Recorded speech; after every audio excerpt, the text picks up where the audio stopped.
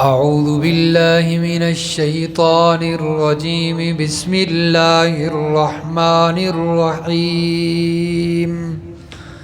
هل اتاک حدیث ضیف ابراہیم المکرمین؟ کیا ابراہیم علیہ السلام کے مہمانوں کی خبر آپ تک پہنچی ہے؟ اذ دخلوا علیہ فقالوا سلاما، جس وقت وہ حضرت ابراہیم علیہ السلام کے پاس آئے، داخل ہوئے، انہوں نے کہا سلام۔ قال سلام، حضرت ابراہیم نے بھی جواب دیا، قوم منکرون،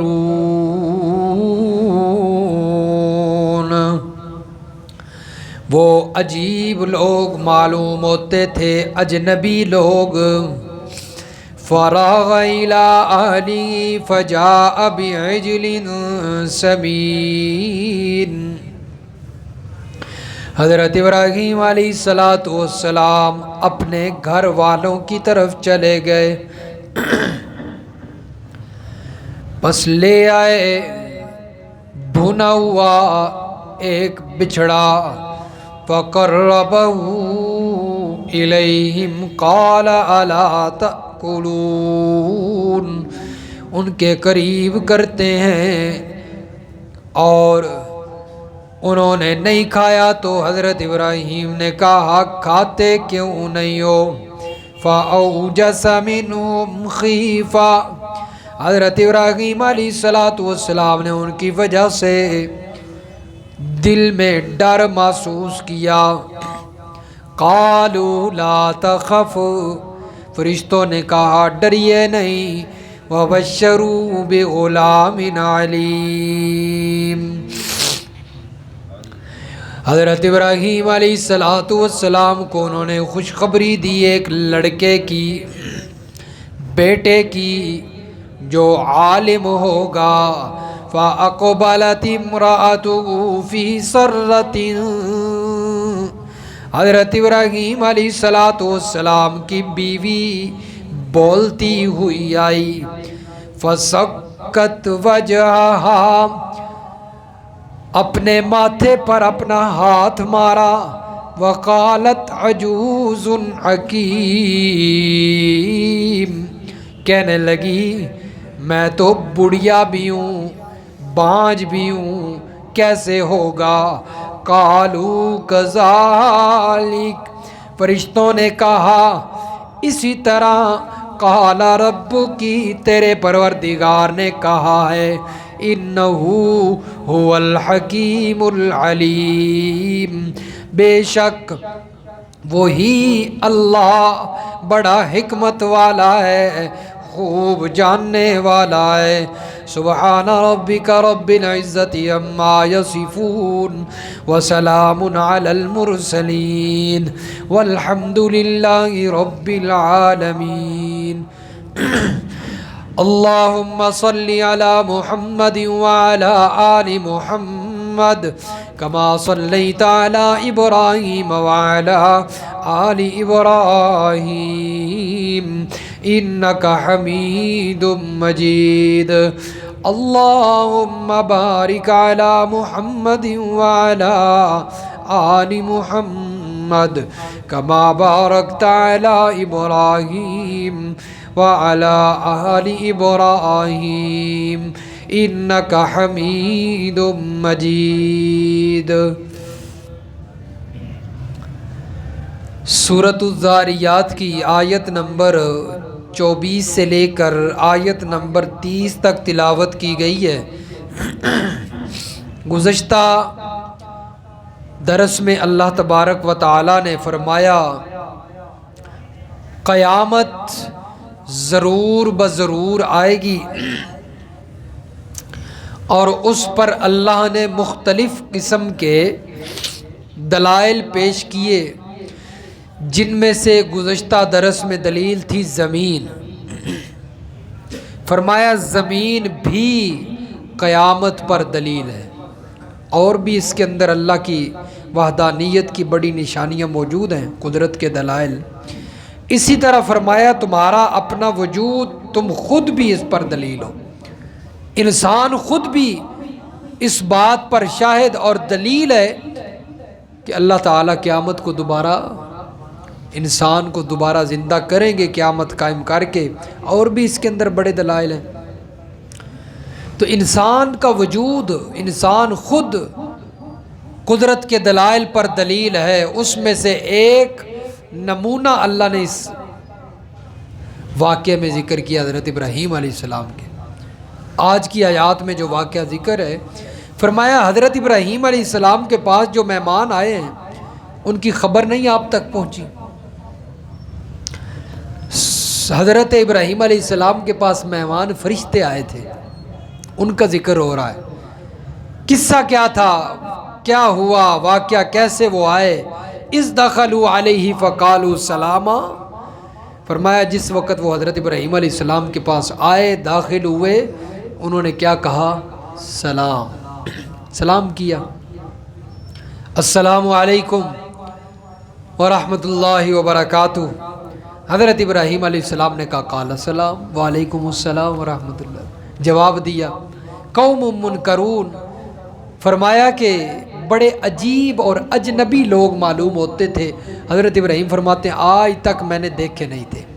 ہوتا ہے نا کوئی محلے کے پڑوسی ہوں، دائیں بائیں سے آئے ہوں، کو پتہ چل ہی جاتا ہے یار یہ کبھی نظروں سے گزرا ہے تو یہ یہیں کا ہے، کوئی پڑوسی ہے، محلے کا ہے۔ یہ وہ لوگ تھے جو آج تک نہیں دیکھے، پہلی دفعہ دیکھ رہے ہیں، اجنبی معلوم ہوتے ہیں۔ ٹھیک ہے جی، بیٹھو، بٹھایا، ان کے ساتھ بات چیت ہوئی، مہمان ہے، اب ان کا اکرام تو کرنا ہے، مہمان نوازی کرنی ہے، اور انبیاء کی صفت ہے مہمان نوازی، بڑے مہمان نواز ہوتے ہیں انبیاء۔ حضرت ابراہیم علیہ السلام کے بارے میں تو مشہور ہے بڑے مہمان نواز تھے، جب تک کوئی آدمی ساتھ مہمان نہ بٹھاتے تو کھانا نہیں کھایا کرتے، بڑے مہمان نواز تھے۔ تو فوراً جو ہے ان کے لیے کچھ اکرام کا، کچھ مہمان نوازی کا بندوبست کرنے کے لیے فراغ الی اہلہ، اپنے گھر والوں کی طرف چلے گئے،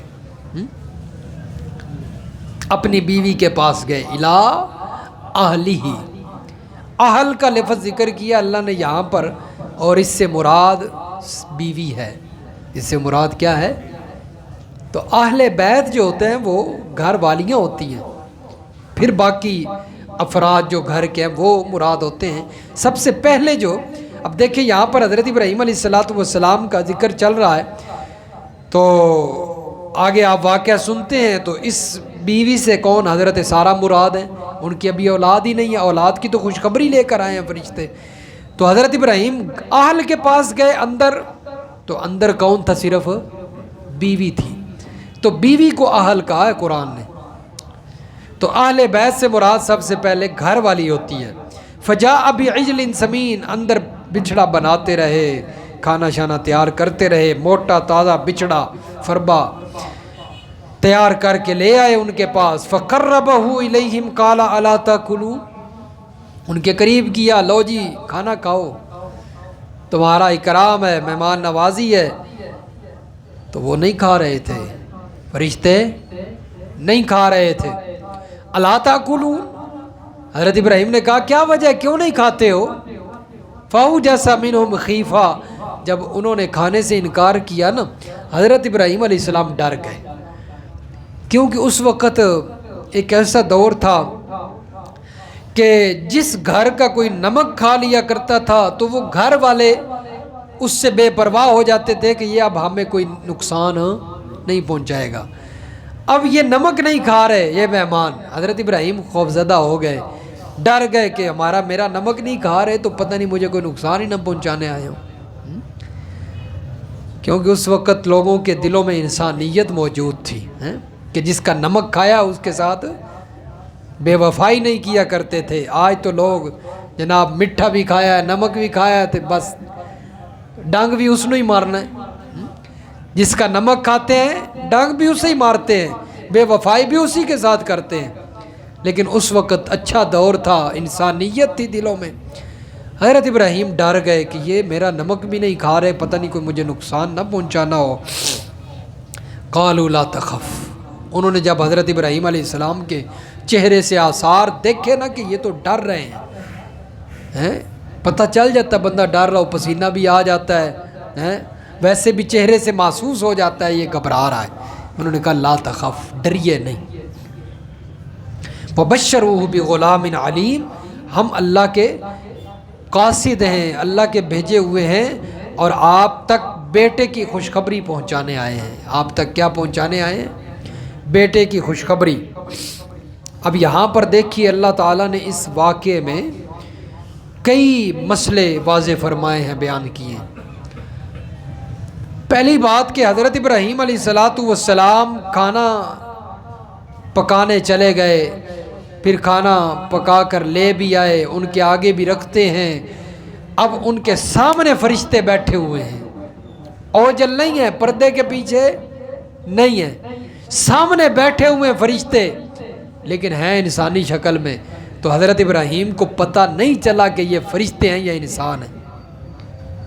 پتہ چلا ہوتا تو کھانا تیار کر کے آتے ہیں، ان کو تو یہی لگا تھا یہ کہ کیا ہے، انسان ہے، کیونکہ انسانی شکل میں آئے تھے۔ مسئلہ سمجھا دیا کہ اتنی شان اور مقام ہونے کے باوجود اللہ کا نبی عالم الغیب نہیں ہوتا۔ عالم الغیب اکیلی ذات کس کی ہے؟ اللہ کی ذات ہے۔ سامنے بیٹھی ہوئی چیز کا پتہ نہ چلتا تو پھر عالم الغیب کیسے ہو گئے؟ سامنے بیٹھے ہوئے فرشتے ہیں، ان کا پتہ نہیں چلے کہ یہ انسان ہے یا فرشتے ہیں، تو علم غیب حاصل ہے؟ علم غیب ہوتا تو پھر غیب کی باتیں تو پتہ ہوتی نا، یہاں تو سامنے بات نہیں پتہ چل رہی۔ تو معلوم ہوا عالم الغیب صرف اور صرف کس کی ذات ہے؟ اللہ کی ذات ہے۔ دوسرے نمبر پر یہ بھی ثابت ہو گیا کہ فرشتے بھی عالم الغیب نہیں ہوتے۔ حضرت ابراہیم علیہ السلام جب گھر والوں کے پاس گئے کھانا تیار کرنے، اور وہاں پر وہ بھون رہے تھے بچھڑے، یہ جو بھی پکا رہے تھے، فرشتوں کو نہیں پتہ تھا کہ یہ ہمارے لیے کھانا بنا رہے ہیں اندر، مگر نہ منع کر دیتے بھی کھانا نہ بناؤ، تکلف نہ کرو، ضائع ہو جائے گا، ہم نے تو کھانا کوئی نہیں۔ تو معلوم ہوا کہ فرشتوں کو بھی علم غیب، عالم الغیب فرشتے بھی نہیں ہیں۔ اور حضرت آدم علیہ السلام کا جو واقعہ ہے اللہ نے پہلے پارے میں ذکر کیا ہے، وہاں پر تو صاف الفاظ میں فرشتوں نے کہا ہے قالوا لا علم لنا انک انت علام الغیوب۔ حضرت آدم علیہ السلام کو اللہ نے بنانا تھا، فرشتوں سے پوچھا، میں ایک آدمی بنانے لگا ہوں، انسان بنانے لگا ہوں۔ فرشتوں نے کہا وَيَسْفِكُ الدِّمَاء، خون بہائیں گے، زمین میں فساد کریں گے۔ کیوں کہا تھا؟ کیونکہ پہلے جنات موجود تھے، وہ یہی کام کر رہے تھے، جن بڑی خون ریزی کر رہے تھے، اس لیے فرمایا انسان بھی یہی کام کرے گا۔ رب العالمین نے امتحان لیا فرشتوں کا اور حضرت آدم کا، وَعَلَّمَ آدَمَ الْأَسْمَاءَ كُلَّهَا، چند نام سکھلائے، اس کی فطرت میں رکھ دیے۔ حضرت آدم کی چند چیزوں کے نام حضرت آدم علیہ السلام کے فطرت میں اللہ نے رکھے، وہ چیزیں فرشتوں کے سامنے پیش کی۔ فرشتوں سے پوچھا بتاؤ ان کے کیا نام ہیں، کس مقصد کے لیے ہیں؟ کہنے لگے قالوا لا علم لنا، ہمیں علم نہیں ہے، ہمیں علم نہیں ہے، انک انت علام الغیوب، بے شک غیب کا علم رکھنے والا تو ہی ہے۔ تو فرشتوں نے علم غیب کی نفی کی یا نہ کی؟ فرمایا یا اللہ علم غیب تیرے پاس ہی ہے، ہمیں نہیں پتہ یہ کیا ہے۔ تو معلوم ہوا نہ نبی علم غیب رکھتا ہے، نہ ہی فرشتوں کو علم غیب حاصل ہے۔ کلی علم غیب کا مالک اور اختیار کس کے پاس ہے؟ اللہ ہی کے پاس ہے۔ ہاں بعض باتیں اللہ تعالیٰ وہی کر کے نبی کو بتائے تو پتہ چل جاتی ہے، وغیرہ نہیں پتہ چلتا۔ کلی علم غیب اللہ کے پاس ہے۔ تو حضرت ابراہیم علیہ السلام کو بھی نہ پتہ چلا کہ فرشتے ہیں، اور نہ فرشتوں کو پتہ چلا کہ حضرت ابراہیم کھانا بنا رہے ہیں۔ دو مسئلے واضح ہو گئے، فرشتوں سے بھی علم غیب کی نفی ہو گئی، حضرت ابراہیم سے بھی، نبیوں کو بھی علم غیب نہیں۔ تیسرا مسئلہ کہ فرشتے آئے تھے انسانی شکل میں، کس شکل میں آئے تھے؟ انسانی شکل میں، لبادہ کس کا اوڑا ہوا تھا؟ بشریت کا۔ کس کا لبادہ اوڑا ہوا تھا؟ بشریت کا۔ اندر سے کیا تھے؟ اندر سے نوری تھے۔ فرشتہ نوری ہوتا ہے نا، اندر سے نور تھے، باہر سے بشریت کا لبادہ اوڑا ہوا تھا، لیکن اس کے باوجود کھانا نہیں کھایا کیونکہ وہ نوری تھے۔ اگرچہ لبادہ انہوں نے ظاہراً بشریت کا اوڑا ہوا تھا لیکن تھے نوری، تو اس لیے ان پر حکم بھی کس کا لاگو ہوا؟ نوریوں والا، کیونکہ نوری کھاتا، اور اللہ کے نبی صلی اللہ علیہ وسلم تو کھایا پیا کرتے تھے۔ اگر اندر سے نوری ہوتے تو کبھی بھی نہ کھاتے۔ اللہ کے نبی کھانا کھایا کرتے تھے۔ کبھی کسی صحابی کے پاس دعوت ہو رہی ہے، کبھی کسی صحابی کے پاس دعوت ہو رہی ہے، تو صحابہ کرام دعوت کیا کرتے تھے اللہ کے نبی صلی اللہ علیہ وسلم، کیونکہ وہ نبی بھی تھے، استاد بھی تھے، قائد بھی تھے، تو صحابہ کرام محبت کیا کرتے تھے۔ تو اس کے باوجود فرمایا کہ دعوت ہوتی، دعوتوں پہ جاتے، کھانا کھاتے۔ اگر اللہ کے نبی اندر سے نور ہوتے، باہر سے بشر ہوتے تو کبھی کھانا نہ کھاتے، کیونکہ جو اندر سے نور ہو، باہر سے بشر ہو، اس کے باوجود وہ کھانا نہیں کھاتا، کیونکہ وہ حقیقت میں نوری ہوتا ہے۔ اللہ کے نبی کھانا کھایا کرتے۔ معلوم ہوتا ہے کہ کھانا یہ بشریت کی صفت ہے، نوری کی صفت نہیں ہے۔ تو اللہ تبارک و تعالی نے وہ فرشتے بھیجے تو انہوں نے آ کر بیٹے کی خوشخبری دی۔ مورخین نے لکھا ہے یہاں پر حضرت ابراہیم علیہ السلام کو جو بیٹے کی خوشخبری مل رہی ہے، یہ حضرت اسحاق علیہ السلام کی خوشخبری ہے، اور یہ بیوی ہیں حضرت سارہ۔ اور اس وقت حضرت ابراہیم علیہ السلام کی عمر 100 سال ہے اور حضرت سارہ کی عمر 90 سال ہے۔ اس حالت میں خوشخبری آ گئی جس وقت فرشتوں نے کہا نا کہ اللہ تعالیٰ آپ کو بیٹے کی خوشخبری دے رہے ہیں۔ قرآن کہتا ہے فَأَقْبَلَتِ امْرَأَتُهُ فِي سَرَّةٍ، حضرت ابراہیم علیہ السلام کی بیوی بولتی ہوئی آئی، فَسَكَّتْ، اور اپنے ہاتھ کو چہرے پر مارا، ماتھے پہ مارا۔ بندہ جس وقت کوئی عجیب بات سنتا ہے نا، یار یہ کیسے ہو سکتا ہے، ہاتھ ماتھے پہ مارا۔ وَقَالَتْ عجوز عقیم، کہنے لگی یہ کیسے ہو سکتا ہے، میں بڑھیا بھی ہوں، بانجھ بھی ہوں، بڑھیا بھی ہوں۔ ایک مرض نہیں ہے، مرض بھی کئی نا، اس دے باوجود بیٹے کی خوشخبری، بڑھیا بھی ہوں، بانجھ بھی ہوں، کیسے ہو سکتا ہے بیٹا۔ یہ دیکھیں سورت ہود کے اندر بھی اللہ نے تھوڑا اس واقعے کو بیان فرمایا ہے۔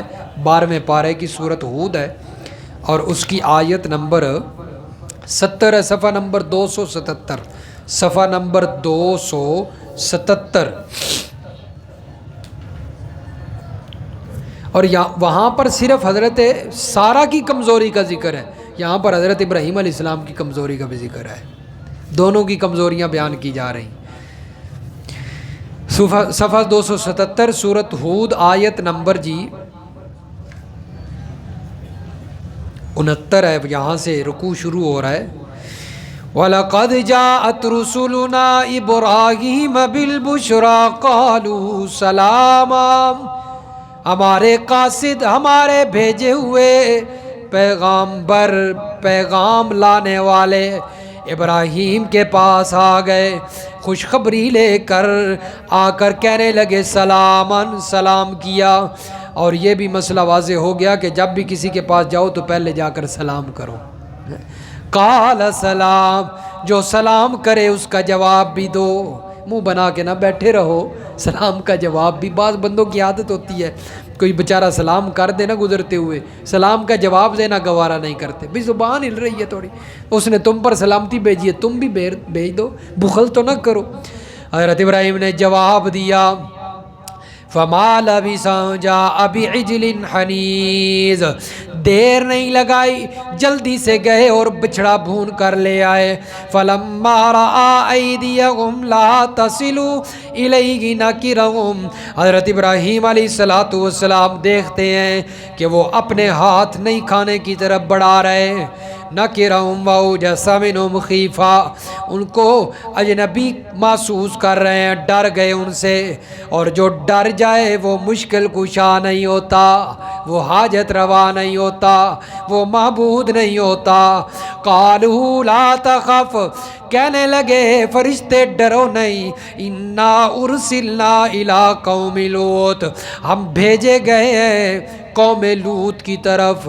क्योंकि इन फरिश्तों का मकसद सिर्फ हज़रत इब्राहीम को बेटे की खुशखबरी देना नहीं था, बल्कि हज़रत लूत अलैहिस्सलाम की कौम को हलाक करना भी था। दो मकसद लेकर आए थे।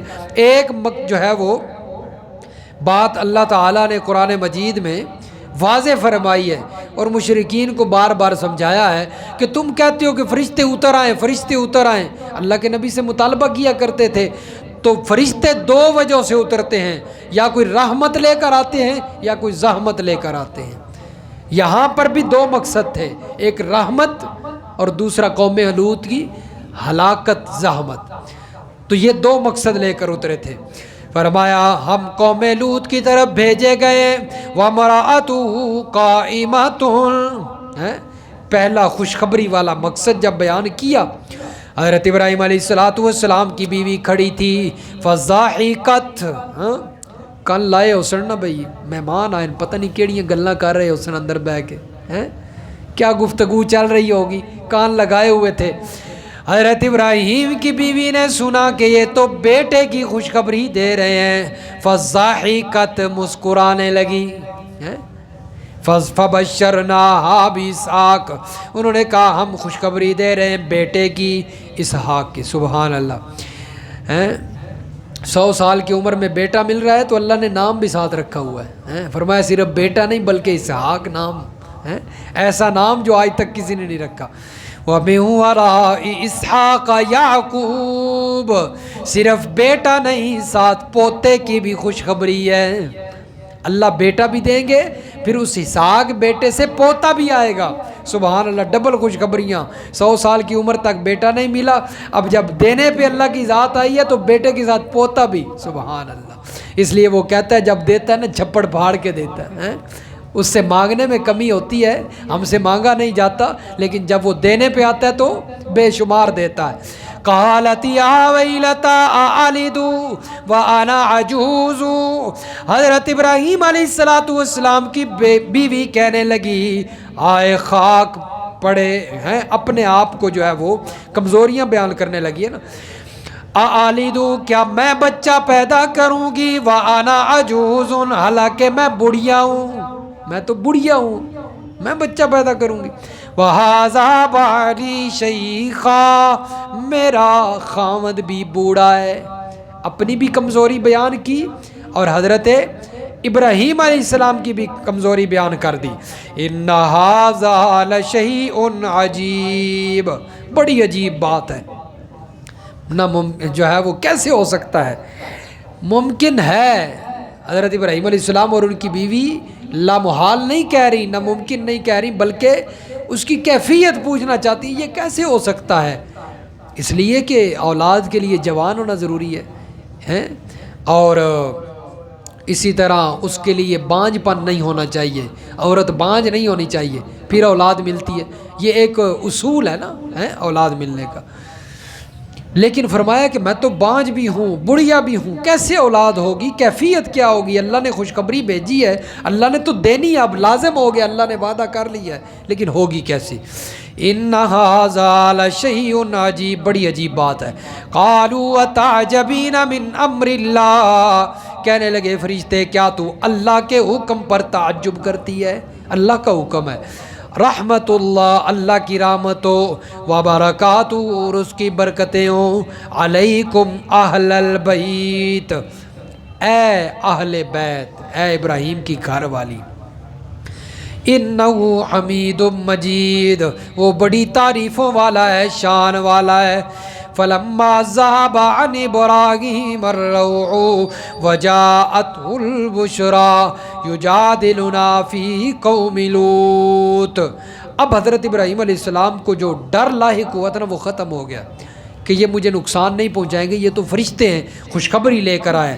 ان ابراہیم لحلیم اوّاہ مبین، فرمایا کہ ابراہیم بڑے حلیم الطبع اور رحیم المزاج اور رقیب القلب تھے، یہ ان کی صفتیں بیان کی گئی۔ آگے پھر جو ہے وہ حضرت لوط علیہ السلام کا واقعہ چل پڑا ہے، کیونکہ یہ دونوں واقعے کٹھے پیش آئے ہیں۔